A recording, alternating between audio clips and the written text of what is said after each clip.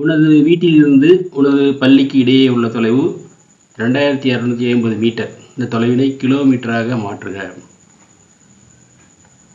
நமக்கு ஏற்கனவே தெரியும் 1000 மீட்டர் தான் உங்களுக்கு 1 கிலோமீட்டர். இப்போ 2250 மீட்டர் கொடுத்துருக்காங்க. இது கிலோமீட்டர் மாற்றணும் அப்படிங்கும்போது இங்கே 1 மீட்டர் அப்படின்னு என்ன வரும் உங்களுக்கு 1/1000 கிலோமீட்டர். அப்போது மீட்டர்லேருந்து கிலோமீட்டருக்கு மாற்றணும்னா 1000 வகுக்கணும் அப்படின்னு. இங்கே மீட்டரில் 2250 மீட்டரை 1 கிலோமீட்டருக்கு மாற்றணும் என்ன பண்ணணும் 2250 1000 வகுக்கணும். அப்போ நமக்கு என்னது கிலோமீட்டர் கிடைக்கும். அப்போ அந்த 0 அடிபட்டு போயிடும்.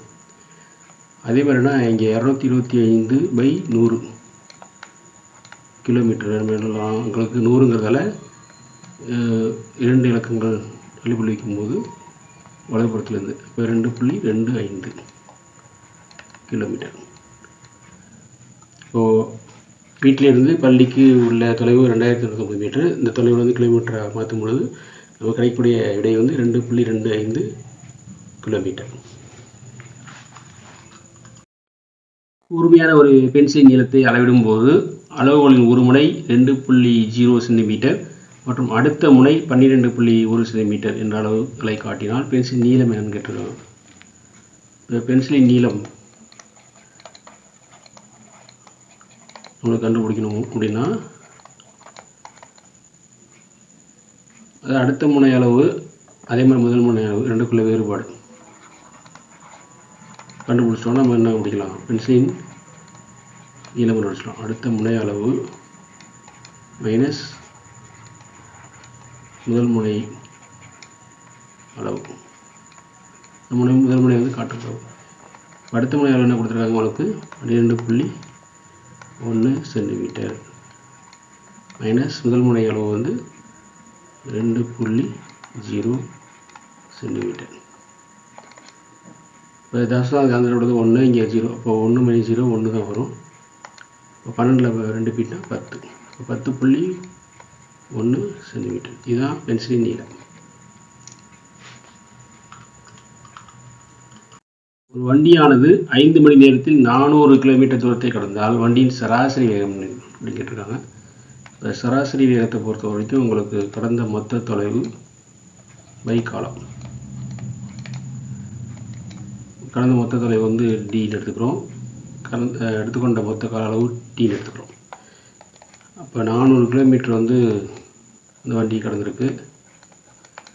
எடுத்துக்கொண்ட மொத்த கால அளவு வந்து 5 மணி நேரம். அப்போ 5ஆல் அடித்தோம் அப்படின்னா உங்களுக்கு 80 வருது. ஓகே, 80 கிலோமீட்டர் பை மணி. 1 மணி நேரத்துக்கு 80 கிலோமீட்டர் இந்த வண்டியின் சராசரி வேகம். ஒரு மான் 150 மீட்டர் தொலைவினை 10 வினாடிகளில் கடந்தால் அதன் சராசரி வேகம் எவ்வளவு அப்படின்னு கேட்குறாங்க. இப்போ இதில் மீட்டர் வினாடி கொடுத்துட்டாங்க. நேரடியாக மீட்டர் வினாடியில் நேரடியாக நம்ம கண்டுபிடிச்சிடலாம்.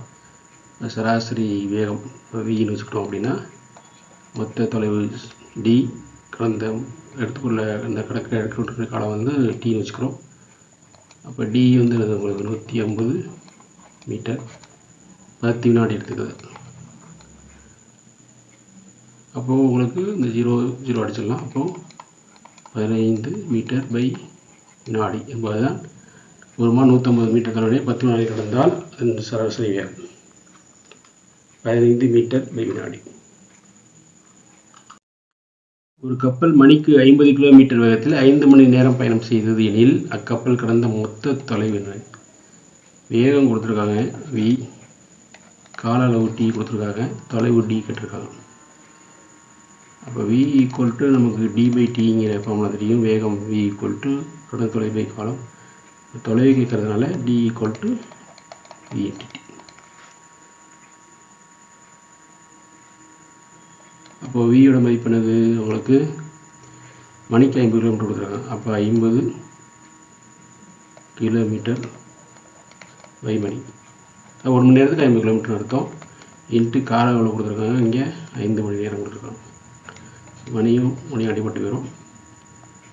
அப்போ 50 × 5 எவ்வளோ உங்களுக்கு 250 கிலோமீட்டர். இந்த கப்பல் கடந்த மொத்த தொலைவு வந்துன்னா உங்களுக்கு 250 கிலோமீட்டர். ஒரு பேருந்து மணிக்கு 50 கிலோமீட்டர் வேகத்தில் பயணம் செய்து 300 கிலோமீட்டர் தொலைவினை கடந்தால் அப்பேருந்து பயணம் செய்ய எடுத்துக்கொண்ட நேரம் அளவு. இதில் காலம் T கேட்டிருக்காங்க, வேகம் கொடுத்துருக்காங்க 50 கிலோமீட்டர் வேகம், அதாவது 50 கிலோமீட்டர் போய் மணி. ஒரு மணி நேரத்துக்கு 50 கிலோமீட்டர் வேகத்தில் போகுதுன்னு அர்த்தம். மணிக்கு 50 கிலோமீட்டர் வேகத்தில் பயணம் செய்யுது அப்படின்னா அது 300 கிலோமீட்டர் தொலைவுன்னா அவங்களுக்கு D கொடுத்துருக்காங்க, T கேட்டிருக்காங்க.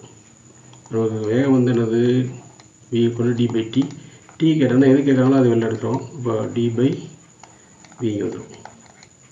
இப்போ D எவ்வளோ கொடுத்துருக்காங்க அப்படின்னா உங்களுக்கு 300 கிலோமீட்டர் பை உங்களுக்கு வேகம் வந்து 50 கிலோமீட்டர், அதாவது ஒரு மணி நேரத்துக்கு. அதனால் 50 கிலோமீட்டர் பை மணி. கிலோமீட்டர் அடிபட்டு போயிடும். இந்த 0 ஒரு 0 அடிச்சிடலாம். 1 5 5 6 30. அப்போ 6 இந்த மணிங்கிறது வந்து இந்த 1/1 பை மணி தான் உங்களுக்கு 6 மணி நேரம் அப்படின்னு வந்துடும். இப்போ கால அளவு எடுத்துக்கொண்ட நேரம் வந்து 6 மணி நேரம். நீங்கள் 10 கிலோமீட்டர் தொலைவினை 2 மணி நேரத்தில் கடந்தால் உங்களுடைய வேகம் மணிக்கு எத்தனை கிலோமீட்டராக இருக்கும்?